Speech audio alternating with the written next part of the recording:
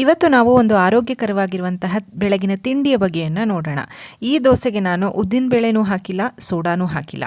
ಆದರೂ ತುಂಬ ಸಾಫ್ಟಾಗಿ ಬಂದಿದೆ, ಬ್ರೆಡ್ ಥರ ಮೃದುವಾಗಿರುವಂತಹ ದೋಸೆ. ಹಾಯ್ ಫ್ರೆಂಡ್ಸ್, ಎಲ್ಲರಿಗೂ ನಮಸ್ಕಾರ. ವೆಲ್ಕಮ್ ಟು ಸಂತೃಪ್ತಿ ಕಿಚನ್. ಈ ಆರೋಗ್ಯಕರವಾಗಿರುವಂತಹ ದೋಸೆಯನ್ನು ನಾನು ದೋಸೆ ಕಾವಲಿಯಲ್ಲಿ ಮಾಡ್ತಾ ಇಲ್ಲ, ಈ ರೀತಿ ಬಾಣಲೆಯಲ್ಲಿ ಮಾಡ್ತಾ ಇದ್ದೀನಿ. ಇದು ಒಂದು ವಿಶೇಷ. ಈ ರೀತಿ ಖಂಡಿತ ಟ್ರೈ ಮಾಡಿ ನೋಡಿ, ತುಂಬಾ ರುಚಿಯಾಗಿ ಇರುತ್ತೆ. ನಾನಿವತ್ತು ಮಾಡ್ತಾ ಇರೋದು ಮೆಂತ್ಯ ದೋಸೆ. ಹಳೇ ಕಾಲದ ಒಂದು ಸಾಂಪ್ರದಾಯಿಕವಾದಂತಹ ಅಡುಗೆ. ಬನ್ನಿ ಈ ಮೆಂತ್ಯ ದೋಸೆಯನ್ನು ಹೇಗೆ ಮಾಡೋದು ಅಂತ ತೋರಿಸ್ಕೊಡ್ತೀನಿ.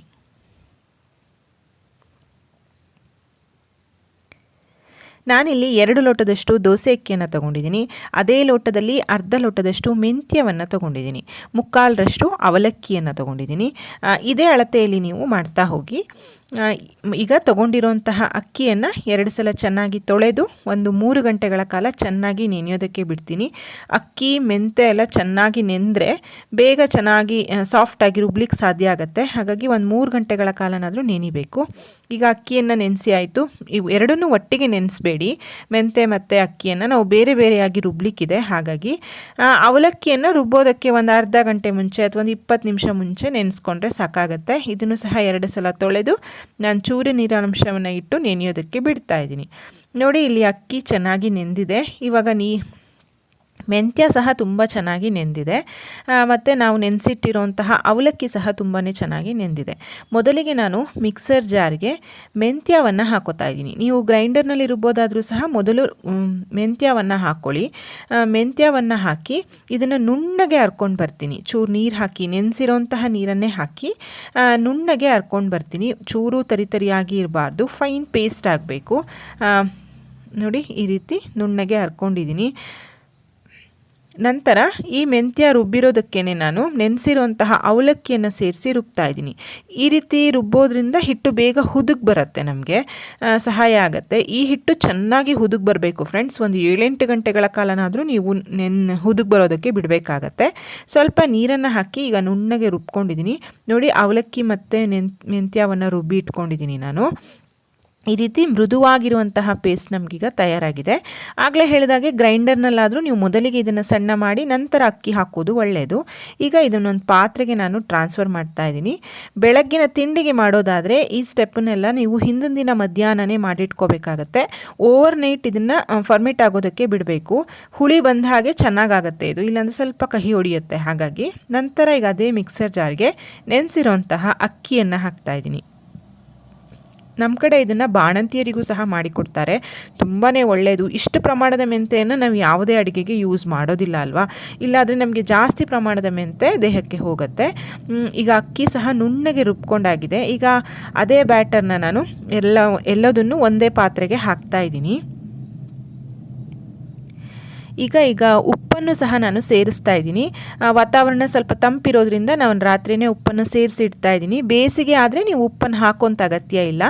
ಬೇಗ ಹುಳಿ ಬರಲಿ ಅಂತ ಹೇಳಿ ಸ್ವಲ್ಪ ಉಪ್ಪನ್ನು ಸಹ ಸೇರಿಸಿ ಕೈನಲ್ಲೇ ಚೆನ್ನಾಗಿ ಮಿಕ್ಸ್ ಮಾಡಿ ನಾನು ಇದನ್ನು ಹುದುಗ್ ಬರೋದಕ್ಕೆ ಬಿಡ್ತೀನಿ. ಒಂದು 8 ಗಂಟೆಗಳ ಕಾಲ ಇದು ಚೆನ್ನಾಗಿ ಹುದುಗ್ ಬರಬೇಕು. ನೋಡಿ, ಮಾರನೇ ದಿನ ಬೆಳಗ್ಗೆ ಚೆನ್ನಾಗಿ ಹುದುಗ್ ಬಂದಿದೆ. ತುಂಬ ಏನು ಉಬ್ಬಿ ಬಂದಿಲ್ಲ, ವಾತಾವರಣ ತಂಪಿರೋದ್ರಿಂದ. ಆದರೆ ಚೆನ್ನಾಗಿ ಹುಳಿ ಬಂದಿದೆ. ಮೇಲ್ಗಡೆ ನೋಡಿ, ನೋಡಿದ್ರೆ ಗೊತ್ತಾಗ್ತಾ ಇದೆ, ಈ ರೀತಿ ಆಗಿದೆ.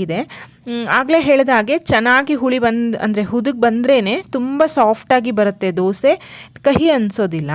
ಈಗ ನೀರನ್ನು ಸೇರಿಸ್ಕೊಳ್ಳೋಣ. ದೋಸೆ ಹಿಟ್ಟಿನ ಹದಕ್ಕೆ ತಂದ್ಕೊತಾ ಇದ್ದೀನಿ ನಾನು. ಸ್ವಲ್ಪ ನೀರನ್ನು ಹಾಕಿ ರುಬ್ಬುವಾಗ ತುಂಬ ತೆಳುವಾಗಿ ರುಬ್ಬಬೇಡಿ, ಸ್ವಲ್ಪ ಗಟ್ಟಿಯಾಗಿ ರುಬ್ಕೊಳ್ಳಿ. ಚೂರೇ ನೀರನ್ನು ಹಾಕಿ ಮಾಮೂಲಿ ನಮ್ಮ ಉದ್ದಿನ ಹಿಟ್ಟಿನ ದೋಸೆ ಎಲ್ಲ ಯಾವ ಹದದಲ್ಲಿರುತ್ತೋ ಅದರಲ್ಲಿ ಮಾಡ್ಕೊಳ್ಳೋಣ. ಈಗ ಬಾಣಲೆಯನ್ನು ಬಿಸಿಗಿಟ್ಟು ಅದಕ್ಕೆ ಸ್ವಲ್ಪ ಎಣ್ಣೆಯನ್ನು ಸವರಿಡ್ತಾ ಇದ್ದೀನಿ.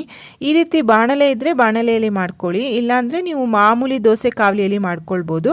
ಆದರೆ ಕಬ್ಬಿಣದ ಕಾವಲಿ ಅಂದರೆ ಕಾಸ್ಟ್ ಐರನ್ ಕಾವಲಿಯಲ್ಲಿ ತುಂಬ ಚೆನ್ನಾಗಿ ಬರುತ್ತೆ ಇದು.